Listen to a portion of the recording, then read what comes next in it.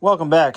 So we're working on this radio. I just started pulling it apart. It's a 1980 or a 79 Clarion out of a Mazda RX7. It features an external cassette deck, which was how these were originally configured back in the day. You had the option of a cassette deck, and you would have been either maybe a cassette or an 8-track would have been the option. And the first two caps I pulled off of this thing. Look at this. This is why we do what we do. This cap is completely trashed. Its twin is equally trashed. This radio, it doesn't really turn, it kind of turns on, but it doesn't produce very much, if any, audio. I have its twin, I have an identical twin right here, right there, that is in a similar state. So this customer is going to pay me for a full restoration and possibly even the cassette deck. I have two cassette decks. Both of them are missing the forward reverse knob, but that's something that could be made up at any time. So we're going to do a cap job on this. I believe that's all it needs. But you can see a bit of residue over here from cap leakage.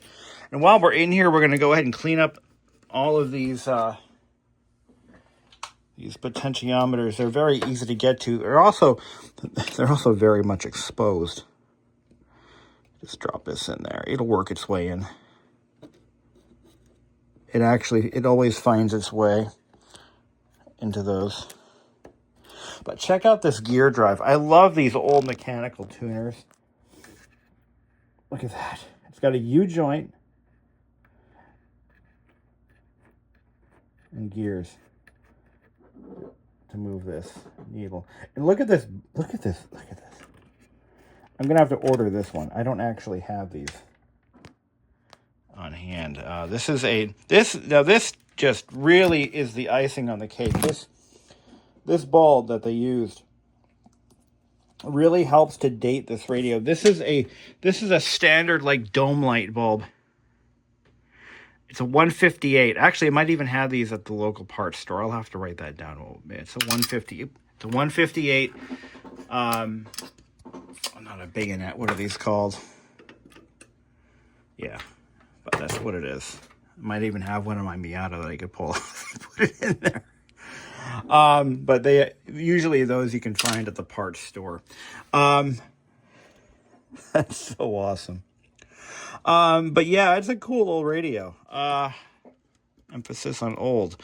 This is older than my typical clientele by a few years. I think this is the second oldest radio I've had in here so far. Yeah, that'll work its way. And I love this.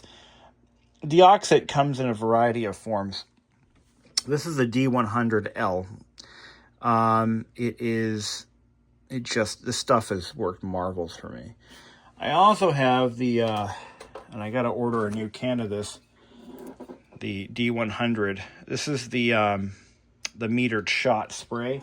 And then you've got the lubricant and cleaner. This stuff here, it's a lubricant and a cleaner. Metered. Oh, this is my metered one shot. Never mind. I didn't think I had already ordered a new one. They also have, there's a lot of different versions of this stuff. I also have a can, although that might be in my garage. It's more of an oily version. That's a little too much deoxide. But what it is never too much. All right, so I got to go ahead and I'm going to continue doing these. So I got the 10 volt 1000. And I do have those on hand. I wasn't sure if I was going to be subbing in 16 1000s, but I've got the 10 volt. Yeah. Put those in.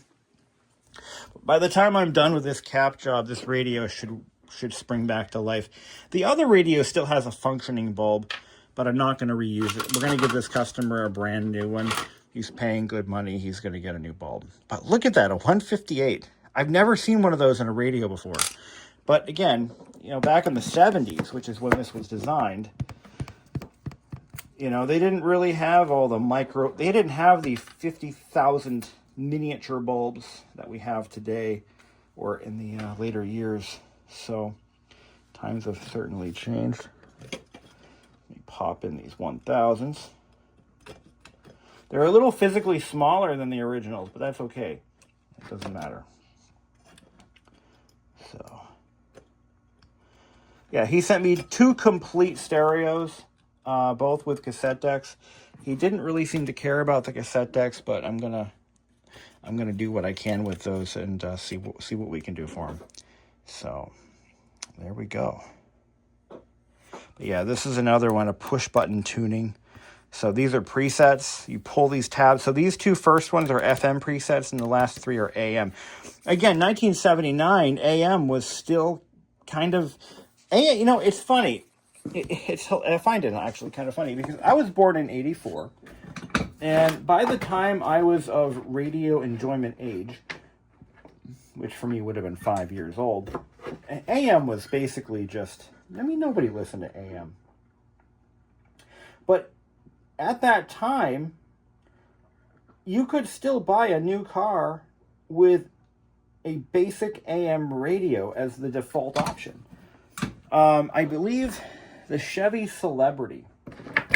I looked at some old brochures for that. Now, the Celebrity was kind of like the default family car, you know, for the middle class back then. If you're middle class family, you need a little mid-sized family car, something to haul the kids around in. You'd buy a Chevy Celebrity wagon or a 4-door sedan. And they were all over that was most people I grew up with at least had one at least at one point in their life. And those cars, when they first came out in 1982, I think it was, the AM radio was the default option. No radio was also an option. You could buy them without a radio. That was true for most cars. So the reason I say this is the first 2 presets are FM. The last 3 are AM. So it kind of shows you how much society has changed, or terrestrial radio has changed since then. Now, AM is still alive and well and going strong, but I mean, we're now talking about removing AM radio from cars, which is kind of a weird concept for someone like me. But I'm going to go ahead, I'm going to continue marking these caps. I just wanted to do the first 2, see how they look. And that is an indication that what we're doing right now is probably worthwhile. Going through the whole unit and just start ripping them out. One by one they fall. Now, this is a basic function radio, so there's not a lot of caps in this one. What makes this radio difficult, which is why I actually do charge a premium for these. So yes, I do charge more money to do a radio like this, believe it or not, than I do to restore something like that. And the reason is, they're more difficult to work on. Way more difficult to work on. There's wires everywhere that have to be documented, desoldered. Sometimes they fall off. So that's where the documentation comes in. And even if you have an identical radio, just like this one, like I do, that does not mean the wire colors are consistent. So they're just more, it takes me more time to go through one of these than it does something like that Lexus radio over there. So, yeah, that's kind of where we're at. But anyway. All right, onward and upward. I'm going to point out a couple of other things that, you know, these are kind of lost to time, these sorts of features here. You'll notice, so this is pretty easy to decode as to what does what. Now, this is obviously the audio amplifier, because you've got your 2 amplifier chips here. You've got 2 identical sets of caps, one on either side. That's your left and right. And these wires are going straight to the speakers. You know, you'll notice there's only 2 wires out for speakers. One of them is left and one of them is right channel. So, the audio is funneled through here. So this is going to be this plugs right in. So your audio out is going to be in here somewhere, along with a few other things. This right here, this is your power. supply going straight to the amplifier comes straight off of this fuse. This thing is so old, it actually has, and they were still using cloth-wrapped wire in a few electronic devices. I just find that so cool. So where are the grounds? Well, this doesn't have isolated grounds. It uses chassis ground for your speaker ground.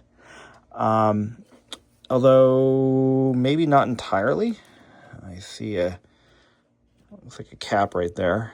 It could be some isolation. I'll check it with a multimeter. I can't really, I think those tabs or those contacts are going straight to chassis ground.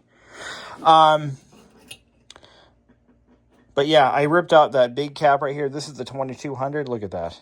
It's been leaking for years. Yeah, look at that. Just trashed. But this would be a very, very easy unit, I believe, to install Bluetooth. Well, easier than that because it actually has an intercepting plug for the cassette deck. So I do believe that the cassette deck, when the tape is inserted, so where does that blue wire go? That goes.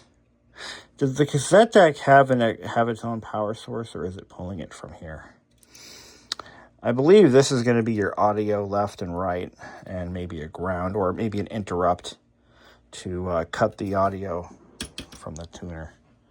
But what I'm not seeing is a direct power source. Obviously, we got ground, but where's the positive coming from? Is that blue wire, maybe? That can be easily figured out with a multimeter. Let's take a look at the cassette deck. So I have two of these, and it is getting its own power from its own connector. Okay, that's what I was wondering. So yeah, it would be nothing to get Bluetooth going in something like this. It wouldn't be very difficult at all. All I need to do is figure out how to interrupt audio, what exactly, what pin that is, first of all, and secondly, so you think it would be sending audio right into the amplifier as a preamp. Well, that doesn't seem to be the case. Interesting. Shouldn't be hard to figure out, though. It's a very simple unit overall, so there's that. On the scene this morning, Brian Should. It's radio. Good evening to you from the WKXL Weatherbook Weather Center. I'm Staff Forecaster Chuck Brady. With the rain possibly on the way tonight, we've got about a 30 to 40% chance of rain. Also a windy evening. We'll see wind gusts 30 to 35 miles an hour. Our temperature officially will be around 43, 44. It may feel a little bit cooler with wind gusts. Tomorrow's a sunny day. We'll see a high around 57, 58 degrees. Still a little windy, though. Winds 25, 30 miles an hour during the day. The winds calm down a little bit on Tuesday night. It'll be mostly cloudy with a low around 45. And then as we head towards the middle of the week, we have more showers on the way for Wednesday and possibly Thursday as well. Thursday looks like it could be really a wet day right now. Again, though, tonight it's scattered showers possibility, a 30 to 40% chance of rain. And again, very windy, 30, 35 mile an hour wind gusts, so keep that in mind. With your WKXL Weatherbug forecast, as always, thanks for listening and have a pleasant evening. I'm Staff Forecaster Chuck Brady. So, you're about to turn 65, and all that mail from Medicare looks like a mountain in your home. And now you're feeling dizzy, with every insurance company fighting to get you on their plan with talks of Parts A, B, C, and now even G. Worried your doctors and prescriptions aren't going to be covered, and how much it will all cost? You hear that? That's the signal to take a deep breath and call the people at Woodpecker. You need someone in your corner who is independent, local, and looking out for you. Reach them at 603-499-4399 or woodpeckermedicare.com. They're wicked awesome at Medicare.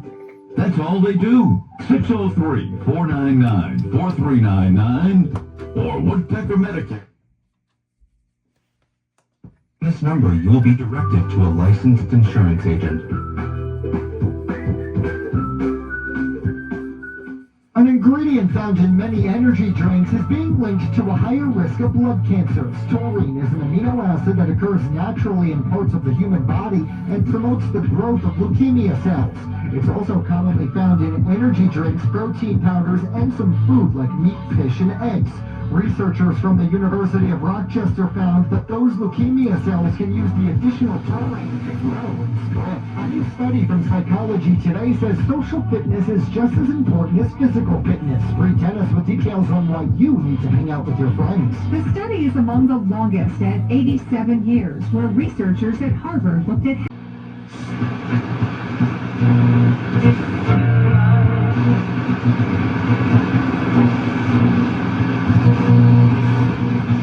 and sadly what money does is give power to one that has the ability. When Jade uses that word control, that is what it feels like. And so for him to relinquish control and to give you access, being his wife for 10 years, it's not just from...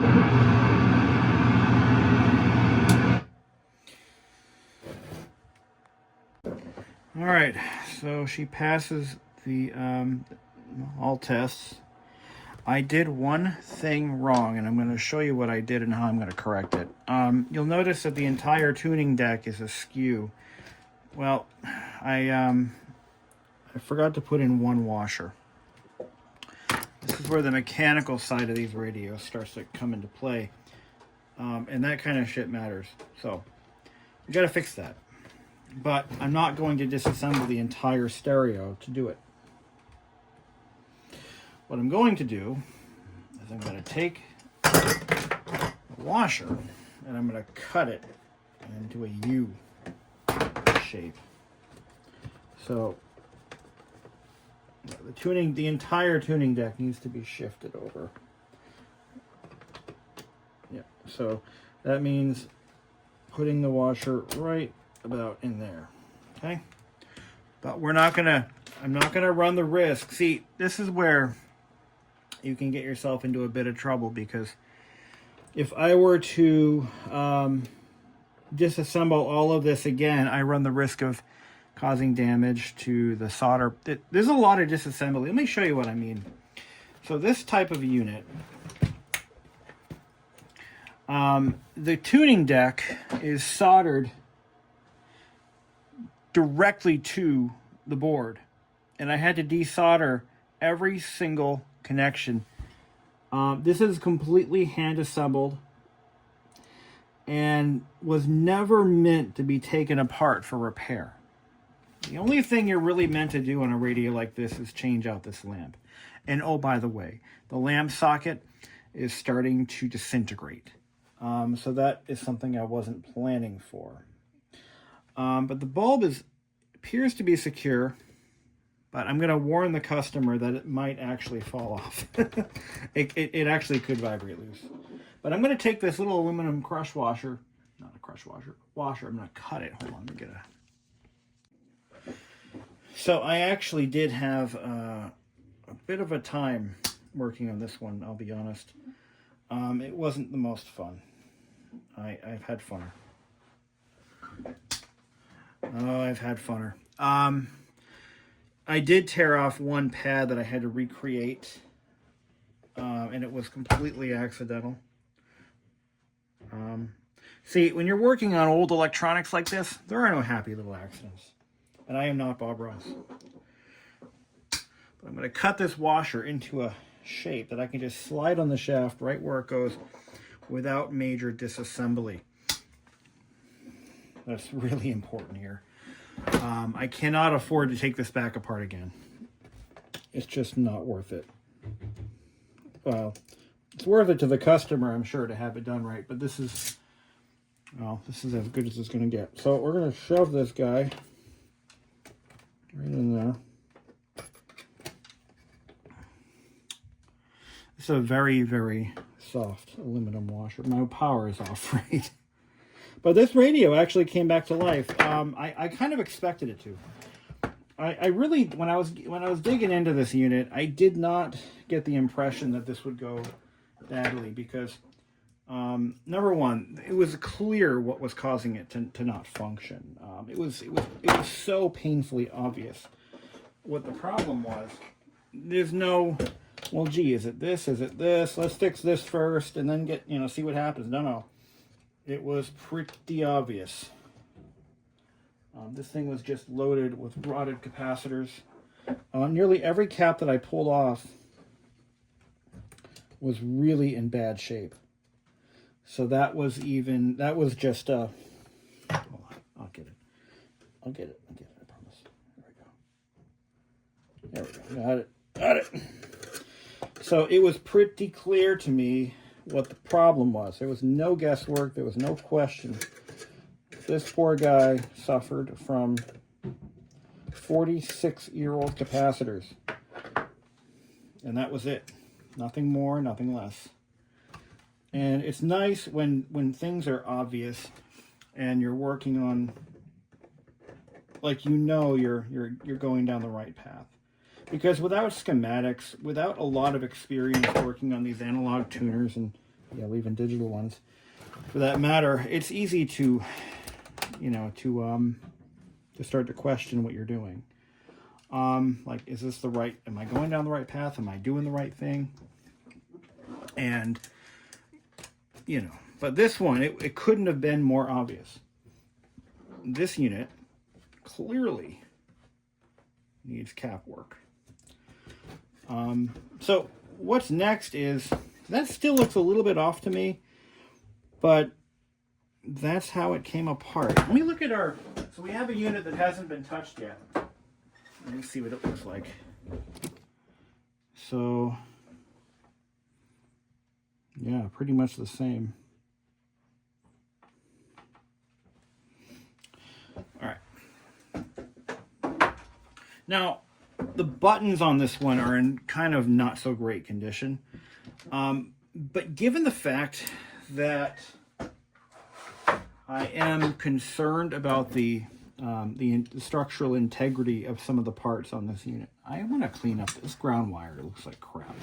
I want to clean that up, even though I'm the only one who's ever going to see it. I don't like the way that didn't go on nice. So I'm gonna do a better job here. There we go. That's better. Even though I'm the only one who's ever going to see it, it bothers me. And I want to do it right. I want it to look good. It just didn't, I didn't get it on there in a manner that I feel is fitting of what I do. And the quality that I expect out of my own jobs, my own work. But I did actually repaint the needle orange. I tried as best as I could to get some model paint to the right finish. I'm going to use the better of the two face plates, since he did give me 2 radios. I'm going to clean this up too. So while I was down inside the unit, I lubricated the tuning deck. Made that nice and free running. I'm going to repaint the embossed FM. I'm going to show you how I do that real quick. So I got my red, and I got I made a makeshift orange paint. I got white here. I got some nice white paint.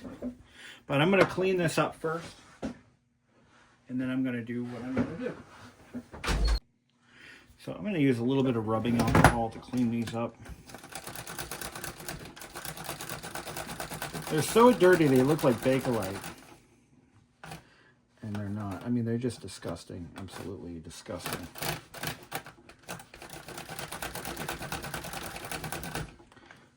All right. Let's try some Windex. Wherever, what I find is there are 2 cleaners that I use in my shop. One of them is Windex. The other one is rubbing alcohol. And where one fails, the other one succeeds. Pretty much how it goes. That's not, alcohol on this one. So what I was getting at is all the plastics in this radio are quite fragile. So that's why there was no chance that I was going to take it back apart again to try to correct that problem that I just solved. It wasn't going to happen. because it's not worth it. Absolutely not worth it. And the reason that is we could cause irreversible damage. Now, again, we have a spare unit, which isn't always the case, but I'd rather not risk the damage. Not to save my time, although saving my own time is fun and beneficial from a business standpoint. Doing unnecessary work is also a problem. So in this case, could lead to oh, look at those. Those buttons are starting to polish up nice. Yeah, they're starting to come back to life. But yeah, this plastic that they used is just, it's old. It's aged out. And it's just very, very old. So, and in very poor condition. So, that's as good as we're probably going to get it.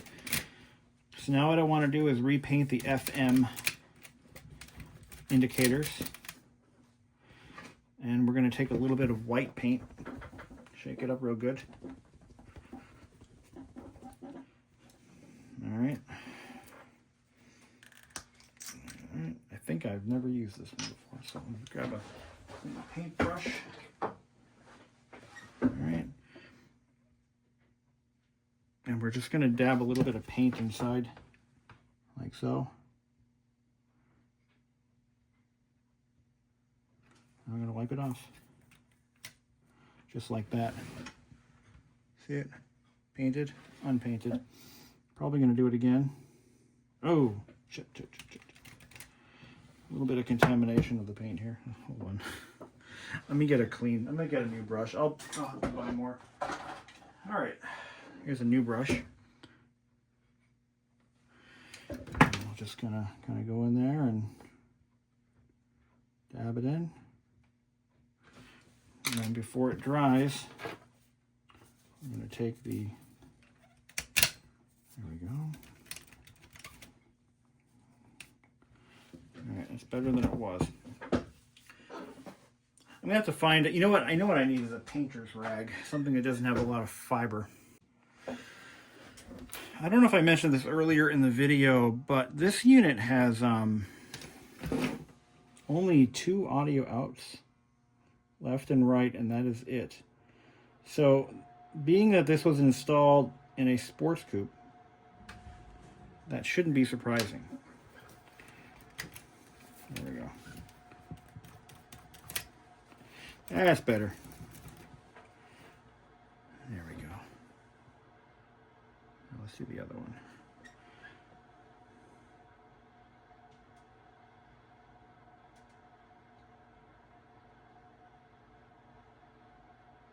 Now at first I had this unit running okay, but AM was malfunctioning. AM was acting up, and I discovered that there was one wire that I had to resolder. Let's see if I can do this without, there we go. Look at that. Look at that. That's what we're looking for. There was one wire that needed to be resoldered. Even though it looked okay, it really wasn't. So, there we go. It could be better. I may have to do it again, but this is what I got. It's still better than it was. But we don't do better than it was. We try to get it perfect. We try to get it as good as we can within reason. And I have to specify within reason. Because, you know, we're just a small little shop here. Just one guy operation. I don't have the resources that some of the big shops have.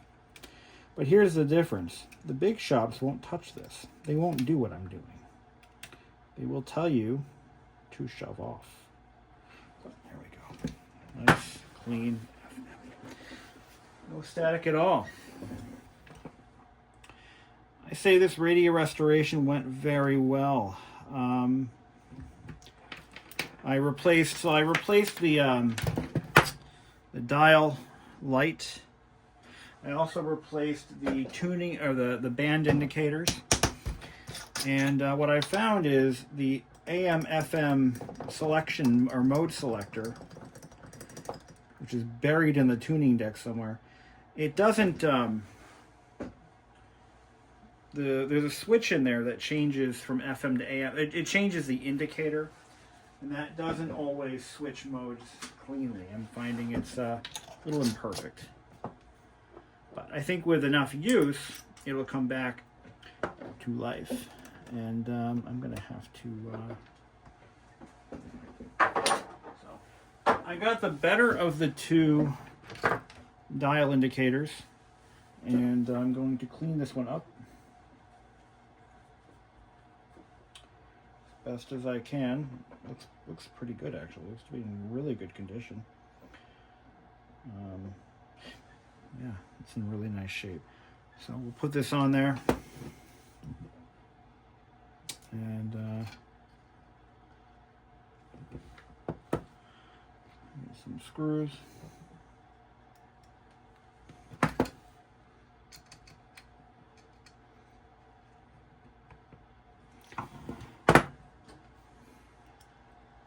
So this is the first of this model that I've worked on. I'd say overall the restoration went fairly smoothly. Not a lot of surprises. It's a very simple radio, just an AM/FM tuner and nothing more, all analog. I'm going to give it a few more bounce tests, make sure it's going to be good. Make sure it's not going to be flaky for this poor guy. He's cruising down the street in his beautiful RX7. But yeah, that looks okay. Probably gonna, yeah, I think that's as good as I'm gonna get the recessed or the embossed indicators. Yeah, she's gonna be just fine. Again, that AM indicator, I'm finding it doesn't, you gotta hit it. Oh, wait, I think it's on.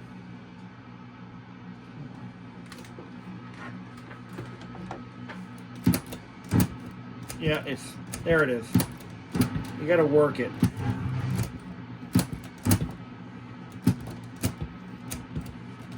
You gotta kind of throw it just right to get it in.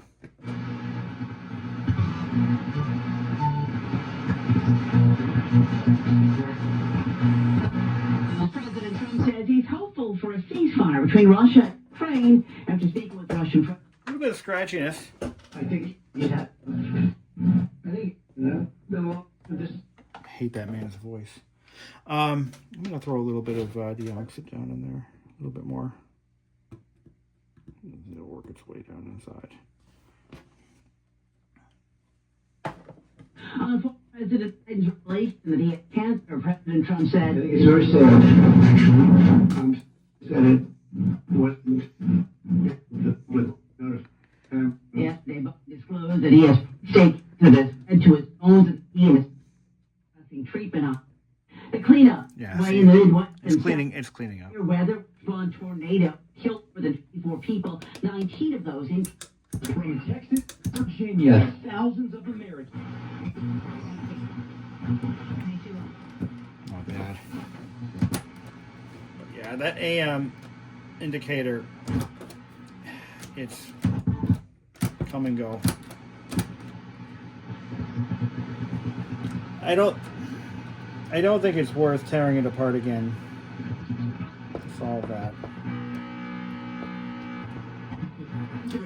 For the same reason I said before, getting it back apart again to start nickel and diming and troubleshooting, you could be at a situation with negative gains. It's not worth it. I mean, is it worth it? Well, if it becomes unrepairable after that, then it wasn't worth it. Now, this customer's other radio came with an LED, and I want to see what that looks like. So this is the original style. Was it a 158? And these get hot, and they don't last that long. This is an LED that I found in the other radio, and I think I'm going to put... Oh, yeah. Oh, shit, that's bright. But you know what? It's also cooler. So once I put the cover on, I think, yeah, let's put the cover on and hide that. Let's see what it looks like. I think this is too bright for the application, but, well, let's find out. Let's put this back. I don't know if the customer even knows he has an LED, but you know something? I think that's beautiful. I'm going to leave that in. It's his LED. And with the freshly painted dial, hold on. Don't go nowhere. Here, let's pull that. Look at that. Oh, that's beautiful. With that freshly painted dial, that's going to look nice. So let's have a look at this guy. This is his cassette deck. And what I want to do, we'll get a look at it. So when cassette decks were the new hotness, but they were also expensive. But when they were new, and you ponied up for the expense, oh, that is a cassette deck, this is what you got. And then it wasn't until later that head units started to integrate the cassette decks more commonly. I think one of the coolest ones that I've seen that has an integrated cassette deck, I believe, was a General Motors, or it might have been a Ford radio. And the tuning dial, the slide rule, was hinged, and the whole thing was the cassette door. So it was like absolutely concealed so well. This thing's got stuff falling out of it. This has got a lot of switches and a lot of micro switches, probably half a dozen belts in this thing. Let's take a look and see what we're dealing with. I'm not sure I have high hopes, but we'll see what kind of belts it takes. The customer did not indicate that he cared if these were fixed or not, but I think he'd love to have that done, and if I can do it without charging anything, I'll do that.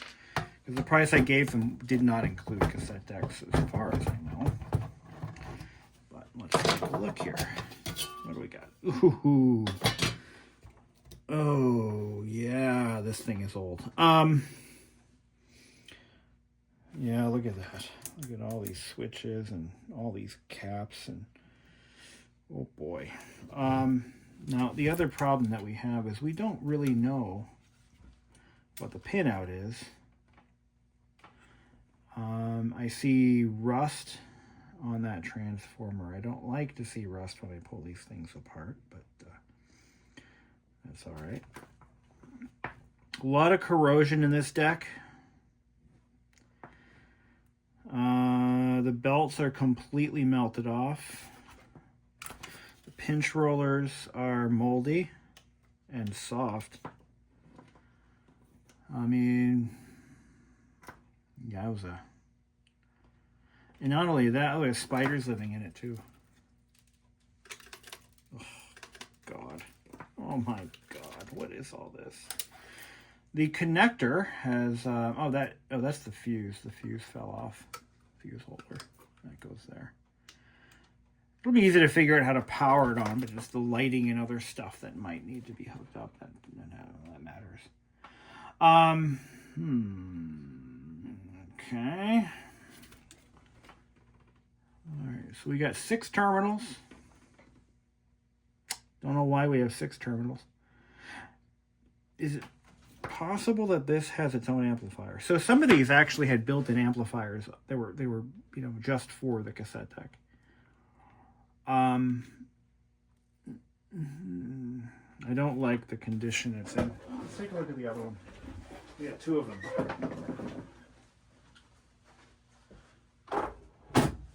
So, in a case like this, the build amount and the fact that he really didn't seem to have any. See these little pieces right here? These are belt. Those are the belts. They've completely disintegrated. When I looked inside there, I could see that the big flat belt is turned to goo. Is it fixable? Absolutely. And would I do it? Absolutely. For a fee? Absolutely. But it's not going to be part of this deal, unfortunately. It's just, I figured if it just needed some belts or something. These need extensive work. I'm going to reach out to my customer, find out what he wants to do. Now, this one is missing part of the control panel. It's not in much better condition. It's definitely exposed, has been exposed to moisture and lots of it. Not a good thing, but fixable, absolutely. I've worked on units similar to this that were separate. So that's, you know, it's not like there's no precedent there. I have done this before. This one, both of these, I'm not getting good vibes from. So they would have to be a separate charge. And I'm going to reach out to the customer, see what he wants to do. Because now I have to order belts. I don't have these in stock. They're all different. They're different from what I usually carry. So I'm looking at more melted belts. I can see the... okay. There's an idler. There's a rubber idler here. The rubber is completely trashed. I see what used to be a belt. No, I'm not even gonna. I don't think I'm not even going to attempt this. So there's an idler pulley here. There's one in the other unit as well. It's right in the front. And I would have to find a way to rebuild that idler. I'm up for a challenge, but I've also got 10 radios in the backlog right now that need to be done. I'm gonna probably just decline working on these. Just because of the rubber parts alone. And the pinch rollers, they're savable. They are savable. This one's in better shape. But only if he really wants it. But he saved his radio, and he should be happy about that. That was his most. That was his goal. So, looking at this unit here, and so decided to take this unit apart to kind of see what I'm up against, and I'm not loving it. The bells on both units are completely dissolved. This idler right here is trash. Actually, no, it's still savable, but there used to be rubber on these that is melted, solid. And the other unit's just more of the same.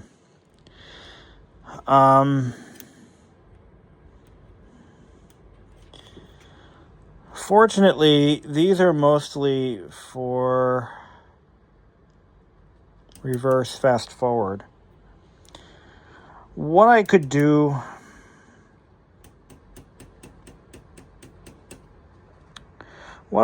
potentially is to clean the rubber off of these aluminum discs, throw some heat shrink tubing in its place. Okay, so what I later figured out was that those idlers are still readily available. I did try putting heat shrink tubing on them, but it did not. There's no way it would have ever worked. The idlers cost around $10 a piece, and the customer had me order 2 sets of them, one for another cassette deck he wants to work on. The bigger issue here is that there is a lot of rubber that has dissolved onto pulleys and just about everything, so that all has to be cleaned. So the method I chose was to remove all the pulleys and soak them in gasoline overnight, and that dissolved the remaining rubber compounds that I was able to easily wipe away. You see there's one idler there left that is still intact. We're going to leave that one alone. It's still in good condition.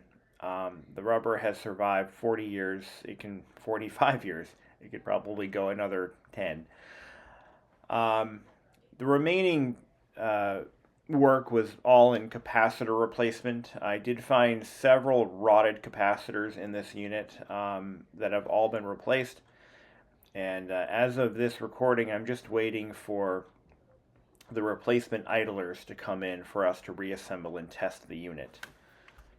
And I think that's going to pretty much conclude our video here. And then I'll probably do a follow-up later on. But this is an example of, you'd be surprised what parts are still available for these things. As for the belt, I actually had one on hand from another project that ended up getting scrapped. So I actually have two of these belts that fit this unit, so that's nice. And what we see there is the it's a very interesting cassette speed or motion detection device. It uses a mechanical switch. Basically, it's a metal whisker that brushes up against a couple of rotating contacts in the take up and supply reel hubs. Very interesting design. Nothing like you'd see today, or even 10 to 20 years ago for that matter. But it's still neat working on units that are from this time period. They're very clunky. Speed control is always a problem on these units, I find. I've worked on quite a few of these now from this era, and speed control is always an issue. They will never run at the right speed, it seems. It just is what it is. So precision was not the name of the game, but durability was. These were pretty durable little units, and they did last a long time, so I'll give it that. But what am I doing in this part of the video? I don't even know. Doesn't matter. But this was the one of the two units. This one was in the more promising condition. It wasn't as disgusting as the other one, so less corrosion, less dust intrusion. So to me, that made it worthwhile. So that's it. Thank you for watching.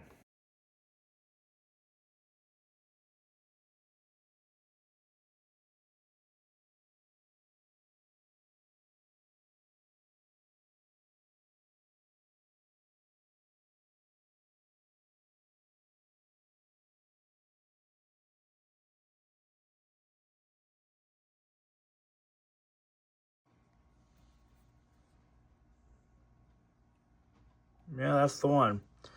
20 millimeter outside diameter. This is 17 or so. That makes sense. This is the part we need. We need two of them.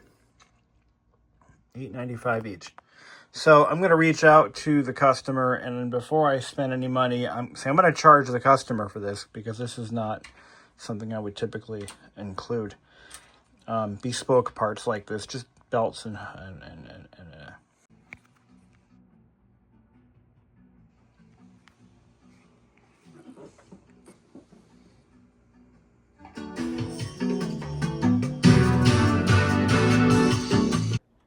So as I mentioned earlier in the video, that Bluetooth would be easy on a unit like this, and it sure was.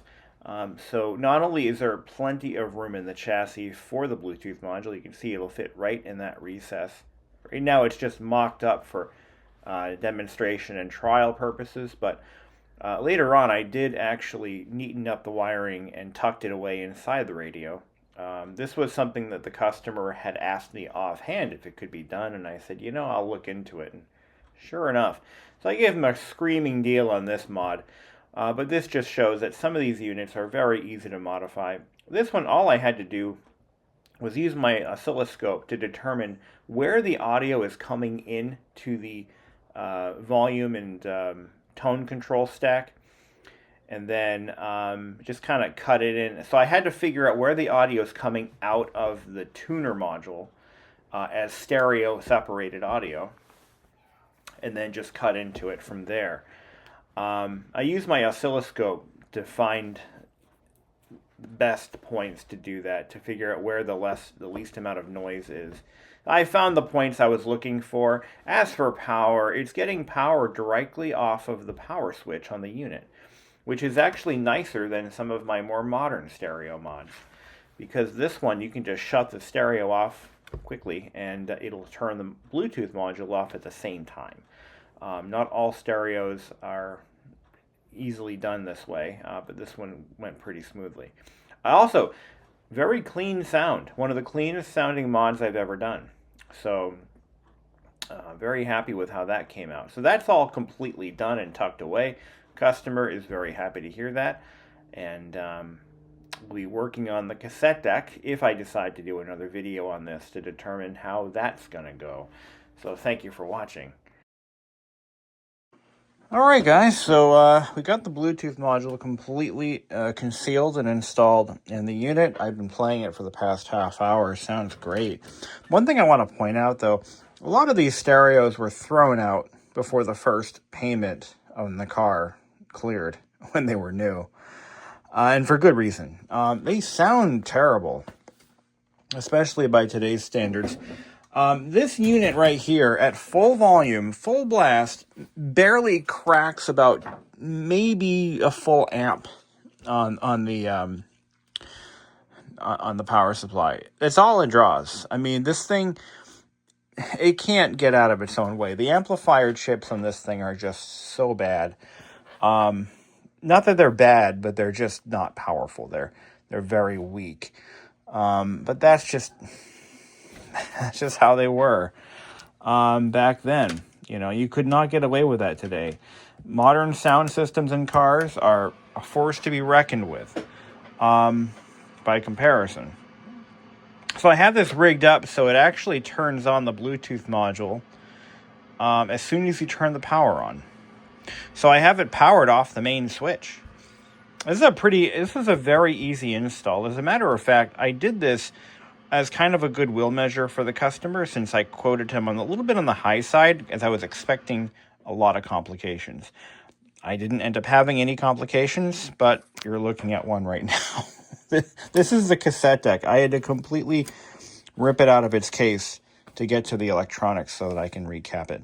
I was able to find these idlers. They are still readily available. I was able to find those easily. So those are all on order right now. So that's good. I have all the parts in another tray. Yeah, they're over there. So the customer has agreed to pay the additional costs.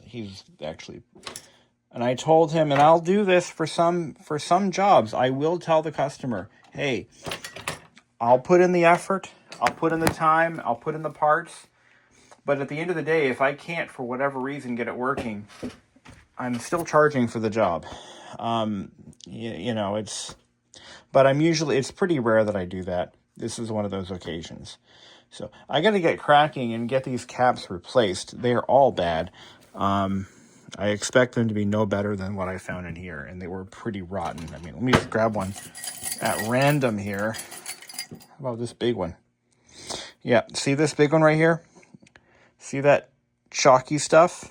That's electrolyte that has oozed out and crystallized. Here's two random ones. Oh, look at that. Look at that one. So they're pretty rotten. That was the problem with this unit. Not only that, but the mode select switch was dirty. So when you switch from AM to FM, that was pretty bad. Now, seamless operation. Oh, and by the way, the light comes on now. I fixed that. That was all part of the mode select switch. So now the AM indicator lights up. Not that brightly, but it does work. So there's AM and FM. Look at how nicely those push buttons move now. It's pretty cool. Very happy with how this is coming out. And the customer is also very pleased. We had a conversation over the phone, and he's pretty happy with the progress I've made. So gonna attempt restoring this tape deck. Doesn't look that bad. Everything looks to be there and intact. And aside from those idlers, I think we have something going here. I think we have a plan. All right. Feast your eyes on this. The very first cap I pull. It even knows the board is marked 1622. 16220. Oh, there's a 0. Look at that. Ew. Gross. No wonder. No wonder it doesn't work. How could it work? The answer is it can't.